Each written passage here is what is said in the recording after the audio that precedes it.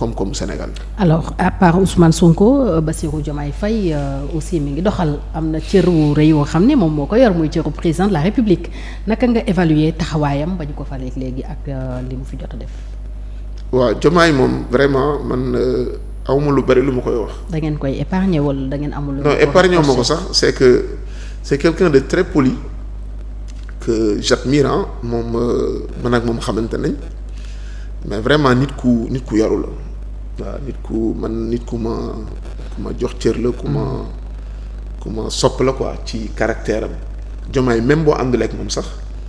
da ngay xam ne dafa yaru enfin yàlla nag mooy bindee nit noonu boo ko gisee nii foo jaar nga rus ko ndax ni muy fonctionner. Bon moo tax il s'illustre pas d'une certaine manière et vraiment man gisuma dara ci moom la nga xamante ne mën na tax ma fustiger ko gisuma ko. Pour man il joue son rôle il a décidé de donner le pouvoir à Ousmane Sonko wax ko mu dérouler bon option la mais daal personnellement man gisuluma ko lu tax ma am un avis négatif sur lui gisuma ko. D'accord. Référentiel de politique publique bi mu fësal keroog ca Diamniadio muy le projet bi ñëpp doon xaar gëm nga ne mën na yóbbu Sénégal ci développement. Alors gëm naa ko gëmuma ko c'est pas la question. dafa am ay questions préjudicielles ya nga xamante ne moo tax gars yi il faut ñu ñëw ñu débattre gis nga boo gisee seen lancement wu référentiel bi actuellement nii je pense que échec la parce que mu ngi commencer kenn waxatu ci xam nga lan moo tax loolu. Pastef ils n'ont pas les ressources humaines capables def monitoring référentiel bi boo xoolee même. les profils yi ñuy envoyé ci plateau yi c'est des profils yi nga xamante ne seen parcours ça laisse à désirer c'est des gens yi nga xamante ne sur les plateaux ils sont très évasifs boo na mbuur ñu ne làmbaay yi d'accord c'est des gens yi nga xamante ne amuñu vécu également dañuy wax nii rek pour occuper le temps xam nga massifier le temps mais doo ci déglu kenn ka nga xamante ne da ngay xam ne kii il a du contenu man en tout cas personnellement ñi ma ci rencontré gis naa ci kenn ka nga xamante ne sax mu ngi nekk ci plateau yi di def tuuru plateau yi ma bokk ak moom plateau une grande chaîne de télévision fii man ak le maire de Ngoundiane en off ñu poser que des questions simples ñu gis muy patiner et après man ak le maire de Ngoundiane on s'est regardé et on s'est dit que véritablement il y a un problème parce que bu fekkee ne que profil yu mel nii ñoom ñoo war a ñëw expliquer l'agenda national de transformation c'est qu'il y a un problème alors question préjudicielle bi njëkk mooy na que Ousmane Sonko premier ministre du Sénégal moo bind ci projet bi ne la question de la monnaie buñ ko réglé wul politique buñ fi mën a teg du marché te la question du franc CFA dafa disparaître après dans le projet moom moo ci wax publiquement nee na dem nañu BCEAO war nañ leen projet bu ñu am ci affaire monnaie donc ñoom ils se fient à ça pour moi c'est un peu léger comme explication d'accord pour man réforme franc CFA certes du réforme bu ñu mën a def ci benn at wala ñaari at mais quand même war nañ ko amorcer parce que franc CFA ni ñu ko tëggee dafay entraîner effet récessif suñu économie yi ci wàllu financement d'accord ci wàllu compétitivité d'accord ce sont des questions préjudicielles yi nga xamante ne bu ñu bëggee ñun suñu économie respirer ndax fi ne nii suñu économie dafa fàtt mënutul nooyi. lan moo ko waral. li ko fàtt mooy contraintes yi nekk ci fixité wu taux de change bi nga xamante ne mooy moo am ci entre euro ak franc CFA moo tax fi ne dafa àtt mu ngi nekk en transe bu ñu dindoon fixité boobu rek mu noyyi air bi dugg bu baax ci dënn bi muy financement bi d'accord nga gis loxo yi commencé di jóg tànk yi di nit ki dox dem mais actuellement nii on n'a pas ça et Ousmane Sonko man d'accord naa ak moom et wax naa que plusieurs fois c'est la seule question sur laquelle moi je suis d'accord avec lui. La question de la monnaie. C'est la question de la monnaie man je suis fondamentalement d'accord ak moom ci kaw ne franc CFA c'est une question préjudicielle ba nga xamante dañ ko war a régler beneen bi beneen question préjudicielle bi c'est la question de la culture xam nga madame Thiam si tu regardes ce qu'ils appellent le projet wala l'agenda national de transformation Sénégal 2050 tu restes sur ta faim parce que amul singularité buy wane ne plan bi ci Sénégal lañ ko defee gis nga boo jëyee plan bi nii nga génnee Sénégal nga def ci pays X nga génnee drapeau yeeg yooyu nga gis ku mësul xam plan nga naka plan bi ban dëkk la du la ko wax. kon yow gëmoo ne ay cadre Pastef ñoo ci liggéey. non cadre Pastef mënuñu ci liggéey cadre Pastef yi ils n'ont pas cette amuñu profondeur boobu. kon projet bi parce que bu fekkee ne dañ ne 4000 personnes ñoo ci liggéey pour un document de 20 pages ça veut dire que 200 personnes yu nekk ñoo bind benn page loolu mënul ne 200 personnes mënuñu bind benn page Ousmane Sonko constatant carence yi am dans les ressources humaines de Pastef parce que wax naa la parti la ba nga xamante ne li ñu leen xamee mooy intimider manipuler menacer insulter amuñu ressources humaines yu mën a bind un projet loolu moo tax ñu dem ci un cabinet c'est aussi simple que ça ñu dem jox un cabinet mu def diagnostic bi génne axe yi génne projet yi après léegi ñoom ñu jël ko pour présenter ko. kon daal dañoo jënd projet bu ma la dégg. dañ ko jënd ils ont payé le cabinet bi Victor Ndiaye daf ko def gratuitement. loolu nga yaakaar normalement dañ koy fay mais. oui mais dañ ko fay. dañ ko fay ak yooyu mais xalaat bi ak idée bi xanaa. waaw mais fay boobu. mais ñoom biñ dalee wax projet dafa yàgg aussi. du tey woo sa waay gars yi seen. wala da nga bokk ci ñi naan le projet n'a jamais existé. le projet pour man ça n'a jamais existé parce que li tax ma wax la ko may depuis ñu fal leen avril 2024 ba tey jii ba kara lundi bi passé amuñu feuille de route c'est-à-dire ils n'ont pas indiqué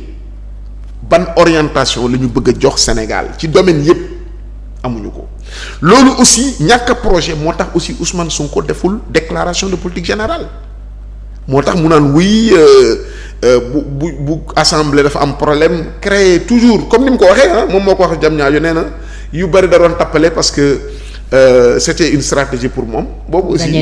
ñàkk projet tappale naan wuy assemblée dafa am problème seen règlement intérieur bi nangam ak nangam alors que premier ministre yi nga xamante ne ñoo ko jiitu ñoom ñëpp dañ def seen déclaration de politique générale man déglu naa spécialiste bu doon wax ci historique gu déclaration de politique générale loolu premier ministre Ousmane Sonko bu ko déggee sax dafa war a rus waaye expliqué na de 70 ba 2002 déclaration de politique générale newuloon ci constitution Sénégal te pourtant premier ministre yi ñu fal yëpp dañ ko def te pourtant newul ci constitution bi mais c'est une tradition et on le fait en entrée de fonction c'est-à-dire bu ñu la falee rek dañuy dem nga def sa déclaration de politique générale entrée de fonction nga koy def parce que sinon du amul sens d'accord parce que la nga fay wax mooy wax ak sénégalais yi wax ak partenaires yi d'accord fan nga jëmee dëkk bi secteur par secteur donc ñoom bu ñu amoon projet Ousmane Sonko def na ko alors maintenant référentiel bi nag au-delà des questions préjudicielles yi ma wax ce n'est qu'une autre phase du plan Sénégal émergent d'accord plan Sénégal émergent ni ñu ko tëggee wala plan Gamon émergent ni ñu ko tëggee c'est la même chose pour man y a pas de mal à ça et il faut s'en féliciter que maintenant ñoom am nañu feuille de route il faut s'en féliciter. kon yow ci ñuy wax plagiat nga bokk. non plagiat ou pas en tout cas c'est la même philosophie d'accord man je sais que c'est la même philosophie ndax bi ma liiree lii bi agenda national de transformation bi da ngay xam ne ni lii ñi ko def ce sont les économistes du courant dominant mooy libéraux yi c'est un économiste libéral qui l'a fait d'accord alors ak ay axes ay projets et cetera xam nga donc yooyu yëpp pour man c'est une bonne chose en tout cas qu'on ait un plan. Maintenant mën na nekk luy développer le Sénégal wala lu développer le Sénégal comme je t'ai dit tout à l'heure c'est pas la question ça dépend de n facteurs et dama la ciy jox quelque et loolu aussi bëggoon naa Ousmane Sonko s'il accepte qu'on débatte publiquement ñu wax ci parce que ce sont des questions purement économiques te économistes yi aussi xam nañ li may wax xam nga madame Thiam da nga ñëw ci situation ba nga xamante ne yow yaa ne on est dans un pays en ruine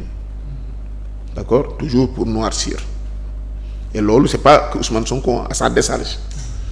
loolu. yow même madame Thiam bu la Sénégalais yi faloon demain nga taxaw na li ma fi fekk laay la ndekete affaire yi ni ma ko xayma mel woon noonu nangam ak nangam. Macky loolu la doon wax. Macky loolu la wax ci Ablaye Wade loolu la wax ci Abdou Diouf ba même boo demee France actuellement nii premier ministre bu bees bi ñu fal dafa ñëw ne moom affaire yi jéggi na dayoo moom ni mu ko xalaatoon toll noonu ndekete mbir yi gën naa yéeme. mooy réalité du pouvoir. que les Fillon bi ko Sarkozy falee laa dégg mu ne premier ministre de la France mu ne moom il a hérité d'un état en faillite mu ne état France day faillite dem na ba wax loolu en faillite te pourtant nekk na 5 ans premier ministre gérer France te France yënguwul donc pour dire que. c'est de bonne guerre. Maintenant question yi ma bëgg ñu débattre ci et qui dépendent en fait de la réussite du projet oui. C'est que boo nee yow pays en ruine nga. nga ne pays en ruine nga ne déficit bi dafa élevé nga ne tu as un déficit de 10%, d'accord nga ne sa dette dem na ba 85% non 84%. du PIB. nga wax ne y a des dérapages sur la masse salariale alors donc nga noircir tableau bi sur le plan de la gestion des finances publiques. D'un autre côté nga ne pour ce plan bi il te faut 18 500 milliards pour nga financer ko waaw léegi boo xoolee carré bi déjà yow dégradé nga notre Sénégal pour obtenir des financements maintenant les taux d'intérêt yi nga mënoon a lever xaalis seront plus élevés donc le coût de l'endettement am nañu beneen dégradation démb. waaw démb Standard & Poor's oui. Donc loolu c'est normal c'est la suite des propos du Premier ministre yow léegi ce coût du crédit day yokk loolu muy benn contrainte beneen contrainte bi nee nga sa déficit dafa yokk te déficit bi da nga am obligation ramener que sur la base des 3% du PIB parce que loolu UEMOA moo ko nga ne également sa dette dafa yokk 84% da nga ko war a andi en dessous de 70%, d'accord. Boo xoolee également nga ne dérapage yu masse salariale bi dafa am également da nga ko war a andi en dessous des 35% par rapport aux recettes fiscales loolu boo ko bëggee def ci conditions yi nii li ma décrit dans ce carré impossible nan nga mën a lever 18 000 milliards pour financer ce plan. moom il prône le financement endogène dégg nga ko keroog Dakar Arena mu ne bu li weesoo dinañu wax Sénégalais yi proposer leen ay moyens de financer l'économie du pays. waaw mais Sénégalais yi ni ñu mën a financer économie bi. pour man.